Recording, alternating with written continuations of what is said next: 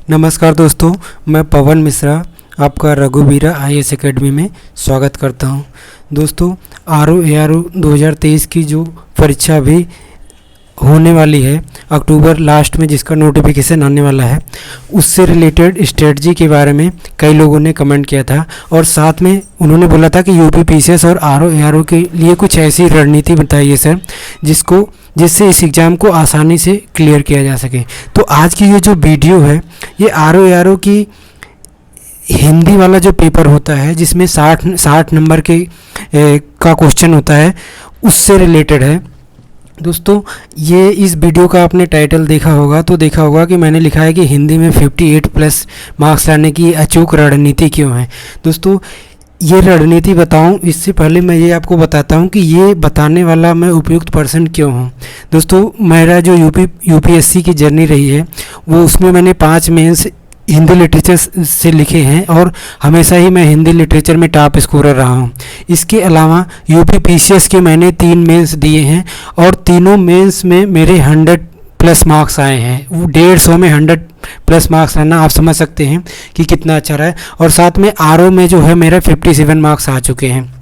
तो इसलिए मैंने सोचा कि आपके सामने मैं हिंदी की एक ऐसी रणनीति ले आ रहा हूँ जिसमें आप 58 तो अगर आप उतना कर लेते हैं तो 58+ तो रहेंगे।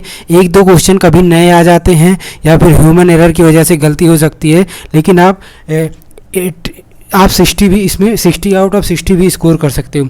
तो उसकी रणनीति समझें तो RO-ARO 2023 के जो प्रीलिम्स का हिंदी का पेपर है उसकी रणनीति समझने से पहले हम एक बार सिलेबस में देखते हैं। दोस्तों, इसमें इसका जो सिलेबस होता है, इसके सिलेबस में टोटल जो है वो 6 टॉपिक होते हैं। एक तो हमारा ये विलोम होता है, दूसरा होता है अनेक शब्दों के लिए एक शब्द यानी 1 वर्ड सब्स्टिट्यूशन होता है, ठीक है।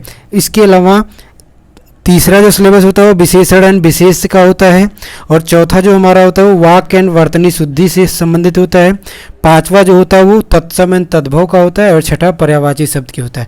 तो दोस्तों, इन 6 टॉपिक में से इन 6 टॉपिक के जो क्वेश्चन होते हैं वो 10-10 क्वेश्चन हर टॉपिक से आता है, ठीक है। तो ये हमने एक बार सिलेबस समझा कि इसकी सिलेबस क्या है। ये 6 टॉपिक इसके सिलेबस में है।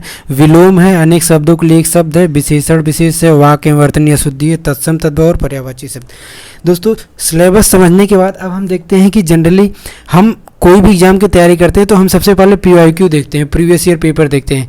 तो अगर मैं आपसे PYQ की बात करता हूँ इसमें कि जो प्रीवियस ईयर क्वेश्चन इसमें आए हैं, जितने भी RO-ARO के जो भी 7-8 पेपर हुए हैं अभी तक टोटल, क्योंकि ये एग्ज़ाम हर साल नहीं होता है, तो जब भी हुआ है तो प्री और मेंस दोनों में हिंदी आता है। तो जो प्री वाला जो सिलेबस है वही मेंस में भी सिलेबस है, बस एक टॉपिक वहाँ मेंस में हट जाता है हिंदी का, ठीक है। तो अगर हम PYQ की बात करें तो घटना चक्र का जो पूर्वावलोकन आता है ये बुक तो आपको लेनी ही लेनी है। उसको रीजन में बता रहा हूँ क्या होता है। देखिए दोस्तों कि घटना चक्र का जो पूर्वावलोकन वाला बुक है इसमें हमें वो चीज़ मिल जाएगी जो अभी तक जितने भी आयोग ने क्वेश्चन पूछे हैं, चाहे वो UPPCS में हो या RO-ARO में हो, ठीक है। आपको पता होगा कि UPPCS मेंस में भी हिंदी का पेपर होता है, उसमें भी विलोम शब्द, एक शब्द, अनेक शब्दों के लिए एक शब्द, ऐसे कई सारे ये जो सिलेबस है इसके कुछ टॉपिक जो है वो मेंस में भी आते हैं। तो इस बुक में क्या दिया है कि सारे PYQ दिया है और मैं आपको बता रहा हूँ कि जैसे 60 क्वेश्चन होगा तो उसमें अप्रॉक्सीमेटली 45 to 50 क्वेश्चन जो होते हैं, 45 क्वेश्चन मैं बता रहा हूँ, 45 to 40, 45, 50, अगर हम ऑप्शन वगैरह अगर हम चारों ऑप्शन से भी देख लें, क्योंकि कभी कभी क्या होता है कि एक क्वेश्चन आयोग पूछता है तो उसके बाद उसके जो आंसर दिए होते हैं आंसर से अगले साल क्वेश्चन बना देते हैं। तो अगर हम ऐसे देखें तो अप्रॉक्सीमेटली 45 to 50 ये वाले रेंज में क्वेश्चन जो होते हैं वो रिपीट होते हैं। यानी अगर आप केवल PYQ करके चले जाते हैं दोस्तों, तो केवल PYQ करने से ही आपके 44, 45, 46 के नंबर आ जाते हैं। तो ये जो PYQ होता है इसके लिए ये जो बुक है जो जिसको आप देख रहे हो घटना चक्र की, ये बुक जो है ये सफिशिएंट है। इसको तो आपको तैयार करना ही करना है, तो ये बुक आपके पास ज़रूर होनी चाहिए। इससे आप देखोगे कि किस टाइप के क्वेश्चन आते हैं और आप देखोगे कि कितनी बार जो है सारे क्वेश्चन वो रिपीट हुए हैं। तो PYQ हमें देखना है। तो दूसरा टॉपिक हमारा PYQ हो गया। उसके बाद अब हमें देखना है कि कौन कौन सी बुक हमें लेनी है। दोस्तों, हिंदी हिंदी का हमारे पास टोटल 6 टॉपिक है RO में। अब इन 6 टॉपिक में 10-10 क्वेश्चन जो होते हैं 10-10 मार्क्स के 10-10 मार्क्स के 6 टॉपिक आते हैं। तो इसके लिए जो मार्केट में आप बुक देखते होंगे जनरली, जो भी टॉपर से देखा होगा या जो भी आपने स्ट्रेटजी यूट्यूब वगैरह पे सुनी होगी, उसमें देखी होगी 3 बुक की बात की जाती है जनरली।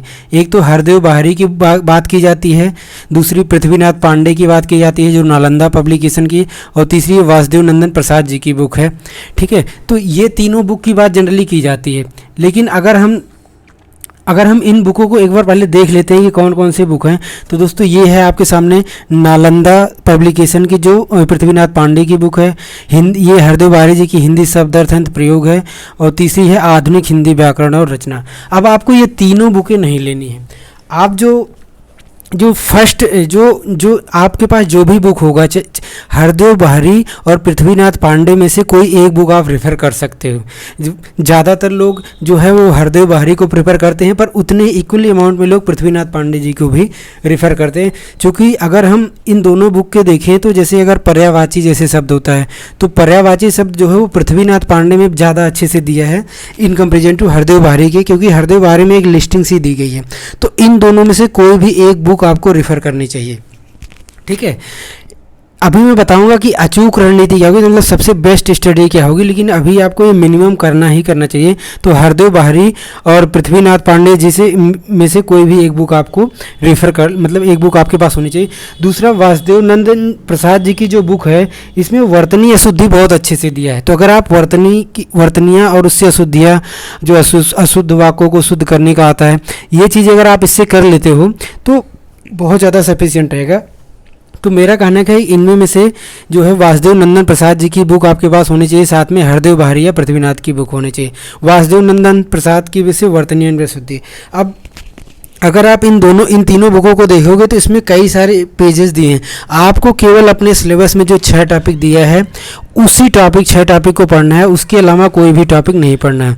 तो आप इन तीनों में से चाहे आप हरदेव बाहरी जी की बुक को रेफ़र कर सकते हैं, ठीक है, अगर आपके पास वो है, नहीं तो पृथ्वीनाथ पांडे जी के, नहीं तो वासुदेव नंदन, मतलब इन दोनों में से एक, और वासुदेव नंदन प्रसाद जी की वो आप जनरली आप किसी के पास होगा तो आप उससे फोटोकॉपी करा सकते हो वो टॉपिक। तो इस चीज़ को हम ऐसे कवर कर सकते हैं। तो ये हमारा हो गया बुक लिस्ट। उसके बाद अगर हम बात करें तो ये जो हमारे पास बुक लिस्ट हो गया, PYQ हो गया, उसके बाद मैं बात करूँ कि इनकी अचूक रणनीति क्या होनी चाहिए, मतलब एक्चुअल में तैयारी का तरीका, वो बेस्ट तरीका क्या है जिससे हम इन सारी चीज़ों को कवर कर सकते हैं। तो दोस्तों मैं आपको बता रहा हूँ कि देखो, पढ़ते तो सब हैं, ये हमें भी पता है और आपको भी पता है कि सब वही बुक पढ़ रहे हैं, सारी चीज़ें वही कर रहे हैं। तो आप अलग क्या करोगे इसमें कि आप 58+60 नंबर, 60 आउट ऑफ 60 या 58+ नंबर ले आओगे। दोस्तों उसके लिए आपको कुछ अलग करना पड़ेगा। सबसे पहली चीज़ क्या होगी कि आपको शॉर्ट नोट्स बनाने पड़ जाएंगे। शॉर्ट नोट्स आप किसके बनाओगे दोस्तों, ये जो 6 टॉपिक है, इन 6 टॉपिक के नोट्स, शॉर्ट नोट्स आप बनाइए, साथ में PYQ के शॉर्ट नोट तो ज़रूर आप बनाइए। आप देखते होगे घटनाचक्र पूर्वावलोकन में क्या दिया रहता है कि क्वेश्चन दिया रहता है और 4 ऑप्शन दिया रहता है, फिर उसका एक्सप्लेनेशन दिया रहता है। तो आपको फर्स्ट टाइम जब आप पढ़ रहे हो तो ये प्रश्न पढ़िए, उसका उत्तर सोचिए, फिर उसको सॉल्व करिए और साथ में एक्सप्लेनेशन पढ़िए, क्योंकि एक्सप्लेनेशन में उत्तर के अलावा जो 3 ऑप्शन होते हैं उनके बारे में भी लिखा रहता है और आयोग उनसे भी क्वेश्चन बनाता है। तो अगर आपके पास शॉर्ट नोट्स होगा घटनाचक्र पूर्वावलोकन का और इन सब चीज़ों का, जो भी आपके 6 टॉपिक है, तो आप समझ लो कि एक ऐसी स्ट्रेटजी पे हो जो आप फेल नहीं होने से है। क्योंकि आप क्या करोगे कि आपका रिवीजन वाला जो टाइम होगा, जब पेपर होता है 1-2 दिन पहले, वो बहुत सब इफेक्टिव होगा। दूसरी चीज़ क्या आपको याद रखना है कि आपको लिख कर याद रखना है। हालांकि फर्स्ट और 2 आपस में इंटरलिंक्ड है।